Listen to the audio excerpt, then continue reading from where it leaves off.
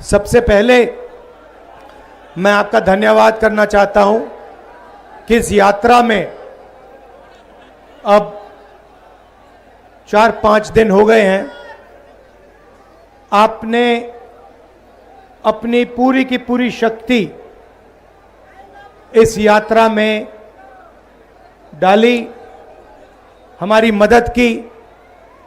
और ये जो संविधान है,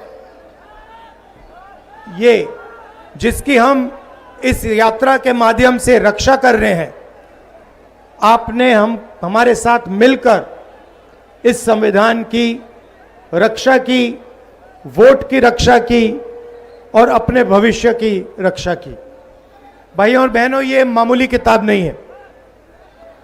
ये इसमें जो सोच है, ये हजारों साल पुरानी सोच है। हां, इस किताब को अंबेडकर जी ने, गांधी जी ने, जवाहरलाल नेहरू जी ने, पटेल जी ने इस किताब को आजादी की लड़ाई के बाद 1947 में इसको हिंदुस्तान का संविधान बनाया। मगर जो इसमें सोच है वो पुरानी है। और इस देश में हजारों साल से दो विचारधाराओं के बीच में लड़ाई चल रही है। एक है संविधान की विचारधारा, जो कहती है इस देश के सब लोग एक जैसे हैं, कोई बड़ा नहीं है, कोई छोटा नहीं है, सब जात के लोग, सब धर्म के लोग, स्त्री पुरुष सब एक जैसे हैं और सबको एक जैसे अधिकार मिलने चाहिए। यह संविधान कहता है, यह अंबेडकर जी कहते हैं, इसके लिए गांधी जी लड़े और मरे। और दूसरी तरफ विचारधारा कहती है नहीं, अलग अलग लोगों की जगह है। दलित की जगह समाज के बिल्कुल नीचे। आपको याद होगा, अंबेडकर जी अनटचेबिलिटी के खिलाफ लड़े थे। बीजेपी के लोग चाहते हैं कि समाज में दलित सबसे नीचे रहे, ईबीसी और ओबीसी आगे ना बढ़े, महिलाओं की जगह है, उन्हें उस जगह में रहना चाहिए। और वो चाहते हैं कि हिंदुस्तान का पूरा धन 10-15 लोगों के हाथ में हो, सत्ता एक संगठन के हाथ में हो, पूरा बिजनेस चुने हुए लोगों के हाथ में हो, अंबानी अदानी जैसे। और वो इस संविधान को खत्म करने में लगे हुए हैं। ये आपको अच्छी तरह समझना होगा। ये संविधान आरएसएस और बीजेपी नहीं लाई। जिस व्यक्ति ने, गांधी जी ने इस संविधान के लिए जिंदगी दी, उसकी हत्या की गई। गोडसे ने गांधी जी को गोली से मारा। गोडसे इस संविधान के खिलाफ था। जब उसने गांधी जी को गोली मारी, उसके दिल में गांधी जी से नफरत क्यों थी, गुस्सा क्यों था? क्योंकि गांधी जी ने यह संविधान की सोच की विचारधारा के लिए अपनी पूरी जिंदगी दी। यह लड़ाई चल रही है। अब मैं आपसे पूछना चाहता हूं, हिंदुस्तान में बड़ी बड़ी संस्थाएं हैं, मीडिया है, पब्लिक सेक्टर हुआ करता था। सेना में पहले आपके लिए, दलितों के लिए, आदिवासियों के लिए, पिछड़ों के लिए, अल्पसंख्यकों के लिए, गरीब जनरल कास्ट के लिए रास्ता हुआ करता था।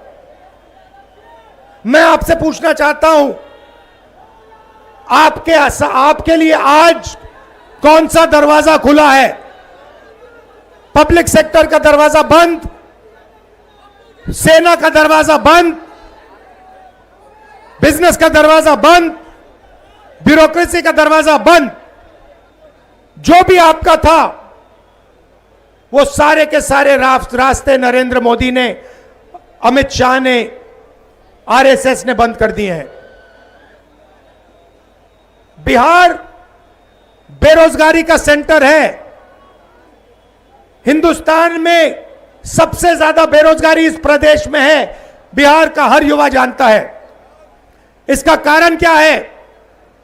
कारण है नोटबंदी, कारण है गलत जीएसटी, कारण है कि नरेंद्र मोदी जी ने आपका पूरा का पूरा धन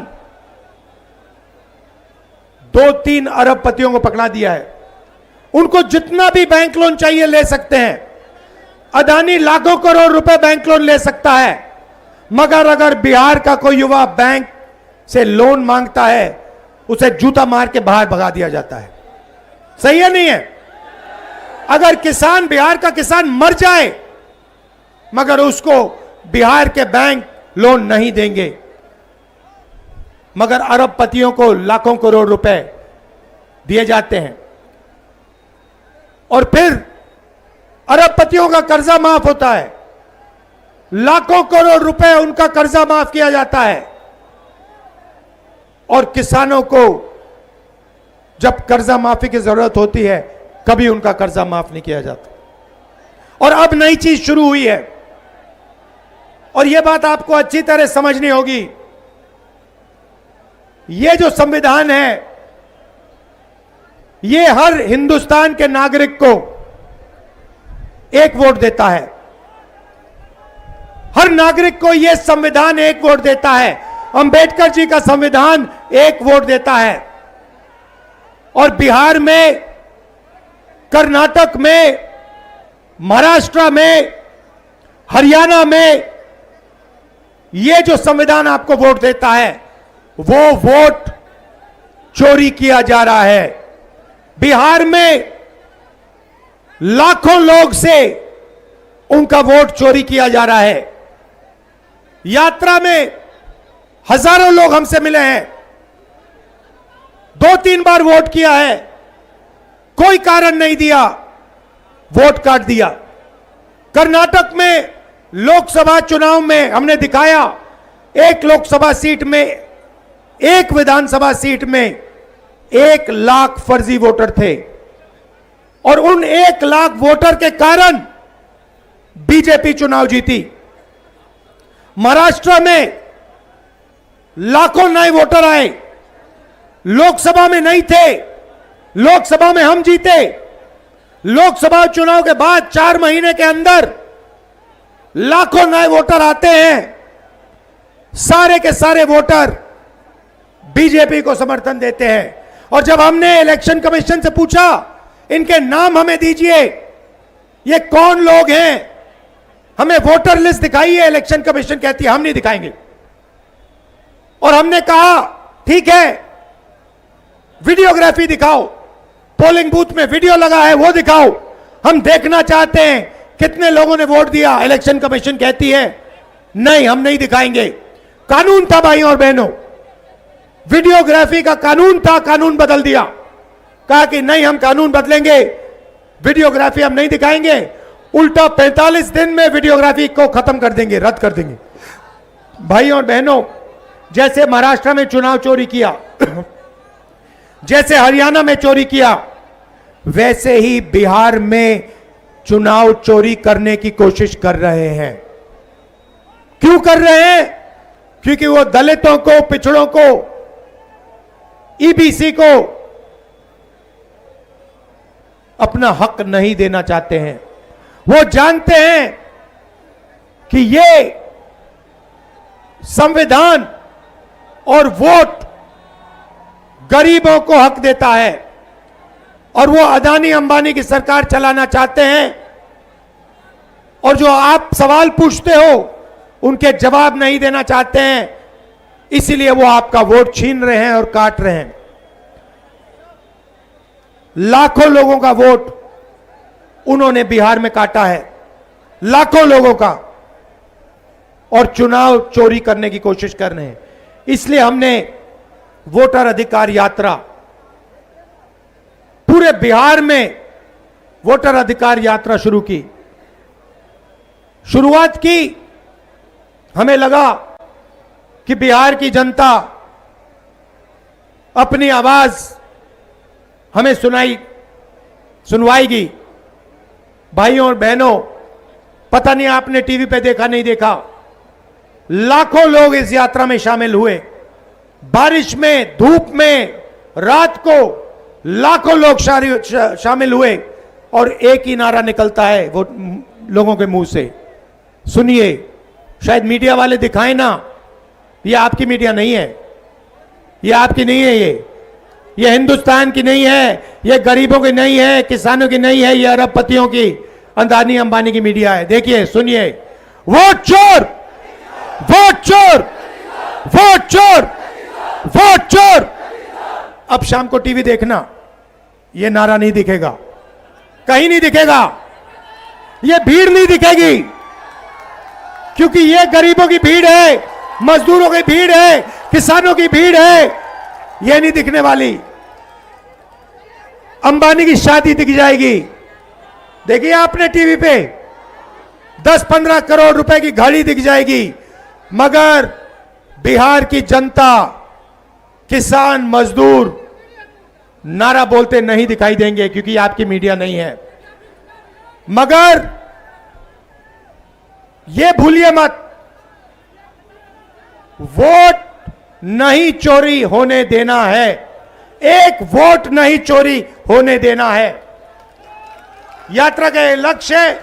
आपने हमें इतनी मदद की, रात को आप आए, इतने प्यार से मेरी बात सुनी, दिल से आपका धन्यवाद करता हूं। नमस्कार, जय हिंद, जय बिहार।